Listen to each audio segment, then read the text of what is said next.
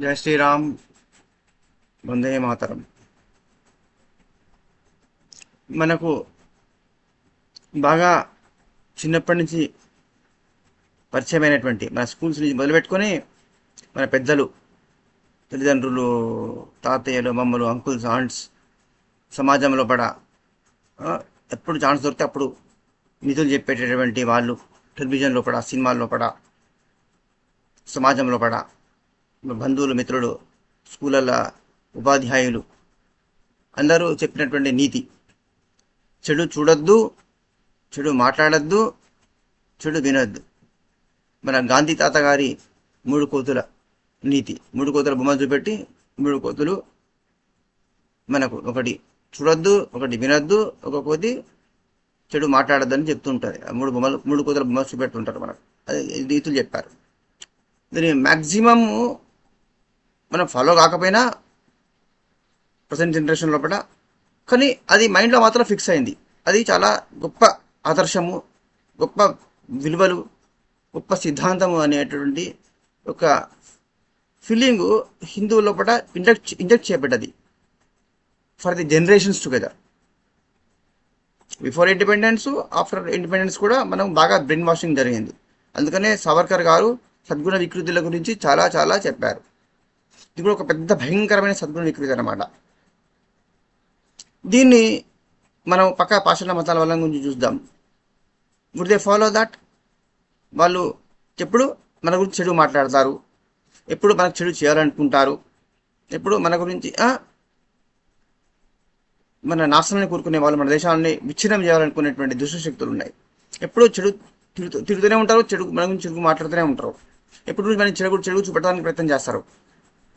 మన మీద మనకే ఇన్ఫీరియారిటీ కాంప్లెక్స్ కలిగేలాగా, మన ధర్మం పట్ల మనమే చిక్కుపడేలాగా, ఈ దేశం పట్ల, ఈ దేశం very very regressive country, most backward uncivilised country అనేటటువంటి ఇన్ఫీరియారిటీ కాంప్లెక్స్ మన లోపల భయంకరంగా పెంచిండ్రు.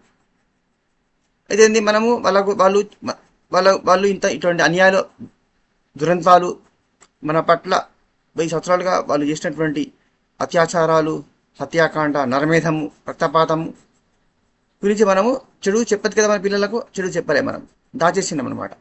అంటే గవర్నమెంట్స్ కన్వీనియంట్గా గవర్నమెంట్స్ స్కూల్స్లలో సిలబస్ల పట్ల నిజాలు చెప్పలే, పేరెంట్స్కు బ్రెయిన్ వాషింగ్ చేసి తమ పిల్లలకు కూడా నిజాలు చెప్పనీయకుండా చేసింది. పర్సనల్ లైఫ్లో ధర్మాచరణ చాలా కష్టమండి. కానీ సామాజిక ధర్మాన్ని అనుసరించే విషయం వచ్చినప్పుడు, సొసైటీ పరంగా వచ్చినప్పుడు, ఇది ఏం చేస్తా, అది చాలా పెద్దగా, అది ఇండైరెక్ట్గా మనము ఇంప్లిమెంటేషన్కి వచ్చేస్తుంది. అది బ్రెయిన్ వాషింగ్ బాగా జరిగి సామాజిక ధర్మము అని ఫాలో అయ్యేటప్పుడు మన జనరేషన్, మన పిల్లలకు, మన ఫర్దర్ జనరేషన్కి మనము వాస్తవాలు చెప్పకుండా వాళ్ళు ఎట్లా ట్యూన్ చేయాలో ట్యూన్ చేస్తాం మనం. ఆటోమేటిక్గా వాళ్ళ బ్రెయిన్ వాషింగ్ అయిపోయి అది వాళ్ళు అలాగే తయారవుతారు అనమాట. అంటే ఏంది, చెడు మాట్లాడద్దు అంటే వాళ్ళు మనకి చేసిన చిన్న అన్యాయాల గురించి మనం మాట్లాడద్దు. వాళ్ళు మనకు అన్యాయం చేస్తున్నా, అత్యాచారాలు చేస్తున్నా, చంపుతున్నా, మన పక్క బెంగాల్లో, కేరళలో చంపుతున్నా మనం కళ్ళు మూసుకొని, ఇప్పుడు మన తెలంగాణలో పడ సిటీ, మన హైదరాబాద్ సిటీ పొలిమేరలో పడ మొన్న హోలీ పండుగ రోజు అంతగానం అత్యాచారాలు చేసిండ్రు, అన్యాయం చేసిండ్రు. భైన్సాల అంతగానం కొట్టిండ్రు, తిట్టిండ్రు. పండుగ సంక్రాంతి పండుగ చేసుకుంటే వాళ్ళు అట్లా చేసిండ్రు. సో హోలీ పండుగ చేసుకుంటే ఇలా చేసిండ్రు, చంపుతున్నారు, అత్యాచారాలు చేస్తున్నారు, లవ్ జిహాదులు చేస్తున్నారు. అయితే మనం కళ్ళు మూసుకోవాలన్నమాట, చెడు చూడొద్దు. ఇలా చేస్తున్నారని మన తోటి సహోదరులకు, మన పిల్లలకు, మన మిత్రులకు, మన బంధువులకు మనం చెడు చెప్పద్దు. ఎందుకంటే అది వాళ్ళు చేస్తున్న చెడు కాబట్టి చెడు చెప్పద్దు. నోరు మూసుకోవాలి, కళ్ళు మూసుకోవాలి. వాస్తవాలు ఎవరైనా చెప్పడానికి ప్రయత్నం చేస్తే మనం చెవులు మూసుకొని వినవద్దు. అంటే this really transformed Hindus into what I should say. If I use the word important, probably you may find it very difficult and you might be hurt also to some extent. But that is the fact. శ్రీకృష్ణుడు కూడా, శ్రీకృష్ణ పరమాత్మ కూడా 2వ అధ్యాయంలో పట క్షుద్రం హృదయ దౌర్బల్యం అన్నాడు కదా అర్జునుడిని. Don't behave in an unmanly manner అన్నాడు అనట. అంటే మగవాడు కానటువంటి వ్యక్తిలాగా నువ్వు బిహేవ్ చేస్తున్నావు, అలా చేయకని శ్రీకృష్ణ పరమాత్మ అర్జునుడితో జీవితకాలంలో ఒక్కసారి అర్జునుడితో తిట్లు తిన్నాడు, కోపం చేసిండు అనమాట కృష్ణ పరమాత్మ. ఒకసారి అర్జునుడు ప్రాణం తనకి, మంచి ఫ్రెండ్ రిలేటివ్ అన్ని తనకు ప్రాణం లాంటి అన్నాడు వాంటి వాడు. అర్జునుడు ఒక్కసారి కొప్పటిండు ఆ టైంలో మాత్రమే, ఇంకెప్పుడు కొప్పడలే కృష్ణ పరమాత్మ. అందుకనే వివేకానంద స్వామికి ఈ సెకండ్ చాప్టర్లో ఈ శ్లోకం చాలా చాలా ఇష్టం.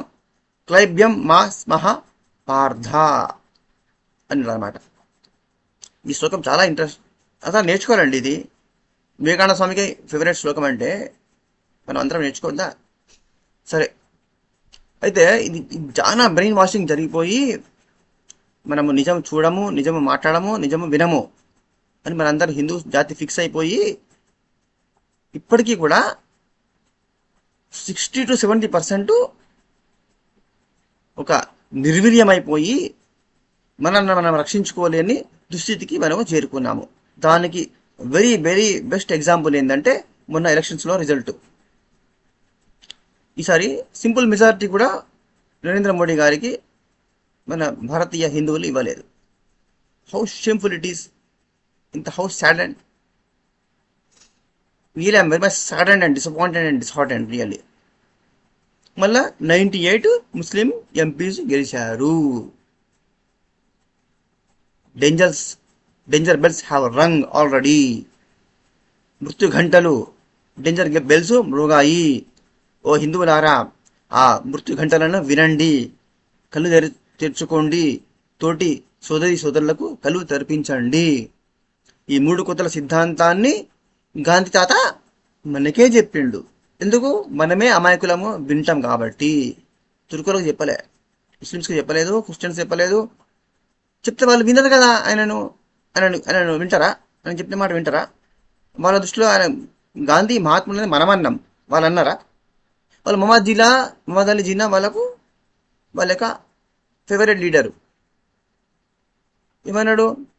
గాంధీ మంచివాడే కావచ్చు, ఆయన నాన్ వైలెంట్ మంచి మంచి కాన్సెప్ట్స్ ఉండొచ్చు, కానీ ఆయన కాఫీర్, ఆయన నాన్ ముస్లిం. కాబట్టి మా ముస్లిం జాతి లోపల ఒక పిక్ పాకెట్, ఒక రేపిస్ట్ కంటే కూడా ఒక కాఫీరు ఇంకా తక్కువనే మా మత సిద్ధాంత ప్రకారంగా అని జిన్నా క్లియర్గా చెప్పిండు. మనం వాళ్ళు క్లియర్గా ఉన్నారు, మనమే తెలుసుకోవాలి. సో ఈ 3 కోతుల సిద్ధాంతం నుంచి బయటపడి ఎవరు చెడు చేస్తారో చెప్పండి, ఎవరు చెడు మాట్లాడుతున్నారో విని మన తోటి వాళ్ళకి చెప్పాలి. ఇక్కడ చెడు కనబడుతుందో దాన్ని క్లియర్గా మనం చూసి గుర్తించి మళ్ళా మన తోటి మిత్రులకు, బంధువులందరికీ చూపించి మనము రిలైజ్ చేపియాలి. అంటే చెడును చూడాలి, చెడు ఎవరు చేస్తారో అది చెప్పాలి, చెడు ఎవరు మాట్లాడతారో విని మన తోటి వాళ్ళకి చెప్పాలి, చైతన్యం పరచాలి. కాబట్టి దాన్ని కంప్లీట్ రివర్స్గా మనము ఫాలో అవ్వాల్సిన, రివర్స్గా మనము వెళ్ళాలి. So Hindus, it is very very actually it is late already, but better late than never అని ఒక ఇంగ్లీష్ ప్రొవర్బ్ ఉన్నది. అసలు లేని దానికంటే కూడా ఆలస్యమైన పర్వాలేదు, కార్యాచరణలోకి వార్ జోన్లోనే ఆల్రెడీ ఉన్నాము. ఇప్పుడైనా నిద్ర ఇవ్వాలి కదా, కుంభకర్ణులాగా నిద్రపోయి ఉన్నాము. ఆల్రెడీ లేట్ అయింది కదా, ఇక అలాగే కళ్ళు మూసుకుంటామంటే మనము ఫినిష్ అయిపోతామండి. ఇటు నుంచి ఇట్టే మనం పైకి పంపిస్తారు.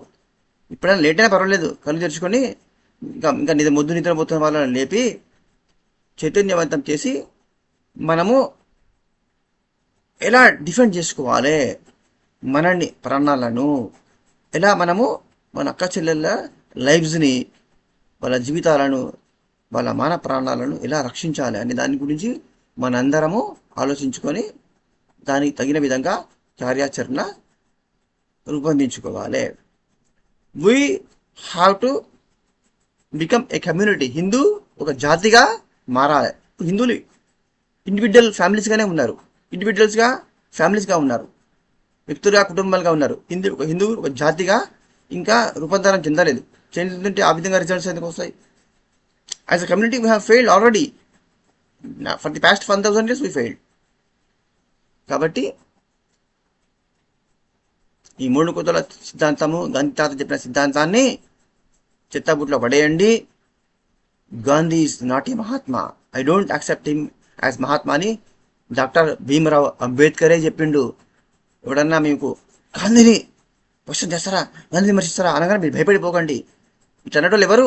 సూడో సెక్యులర్స్, యాంటీ నేషనల్స్, ఆ పాషండ్ల మతాల వల్ల మిమ్మల్ని అడిగి భయపెట్టిస్తారు, హిందువులను భయపెట్టిస్తారు. హిందువులు భయపడిపోతారు, వెంటనే ఏదో పిడుగు పడ్డట్టు నెత్తి మీద భయపడిపోతారు అనమాట. ప్రాణాలు పోతున్నాయి అంత భయపడిపోతారు. అంబేద్కర్ ఎప్పుడు ఏం చేయాలి తెలుసా? ముళ్ళును ముళ్ళుతోనే తీయాలి. అంటే మనం ఏం చేయాలి? నేను నాతో కమ్యూనిస్ట్ వాళ్ళు, పాశ్చాత్య మతాలు డిబేట్స్కి వచ్చిన నేను డిబేట్స్లో పాల్గొన్నా, చిత్తుగా ఓడించిన. పెద్ద పెద్ద ఇమాముల అధ్యక్షులను కూడా ఓడించిన నేను. నన్ను బుద్ధిస్ట్గా ప్రజెంట్ చేసుకుంటా. నేను మాట్లాడే ఉపనిషత్తు గీతానే మాట్లాడతా, కానీ బుద్ధిస్ట్గా ప్రజెంట్ చేసుకుంటా. ఎందుకంటే వాళ్ళ ఫిలాసఫీ తెలియదు కదా. నేను క్రియాగా ప్రాక్టీస్ ఎవరిని ఎట్లా కొట్టానో నాకు తెలుసు. ఈ ఫేక్ కమ్యూనిస్టులను, ఈ స్టూడెంట్ ఇంటలెక్చువల్స్ ఎట్లా కొట్టానో నాకు బాగా తెలుసు. చిత్తుగా 3 నిమిషాలలో పట్టదు ఒక్కొక్కరిని ఓడించడానికి. వాళ్ళు ఏం లేదండి, మన అవగాహన రాహిత్యం వల్ల వాళ్ళు చలామణి అవుతున్నారు సొసైటీ ప్రొఫెసర్గా, మేధావులుగా. మనం కళ్ళు తెచ్చుకునేది ఉంటే వాడు 3 నిమిషాలు కూడా నిలబడ్డాడు. బుద్ధిస్ట్గా ప్రజెంట్ చేసుకుంటే అప్పుడే వాడు డిఫెన్స్లో పడిపోతాడు. తర్వాత వాళ్ళు ఎట్లా కొట్టానో అట్లా కొట్టచ్చు. అసలు అది ఫిలాసఫీస్ కావు, సైంటిఫిక్గా నిలబడాయండి ఆ పాషండ్ల మతాలు. కమ్యూనిజమే నిలబడదు. కమ్యూనిజానికి సిద్ధాంతం ఎప్పుడో కూలిపోయింది. అది మార్క్సిస్ట్ కమ్యూనిజము ఎప్పుడో ఫెయిల్ అయిపోయింది. వాడు కల్చరల్ మార్క్సిజం అని చెప్పిండు, సంస్కృతే మార్క్సిజం అని చెప్పిండు. వాడికి సంస్కృతి ఏంది, వాడికి బంద, వాడికి కల్చరల్ మార్క్సిజం ఏంది? అది కూడా ఒట్టి ఎంత డులతనం ఉంటుందని ఒట్టిగా చెప్పచ్చు. దాని గురించి, కల్చరల్ మార్క్సిజం గురించి in future I will make one video particularly on that. Wokeism గురించి కొంచెం మాట్లాడి ఉంటాను, but not in detail. Definitely we should discuss even about that one. Okay, హిందువులారా కళ్ళు తెరవండి, కళ్ళు తెరిపించండి. Please share and subscribe. Jai Shriram, Vande Mataram.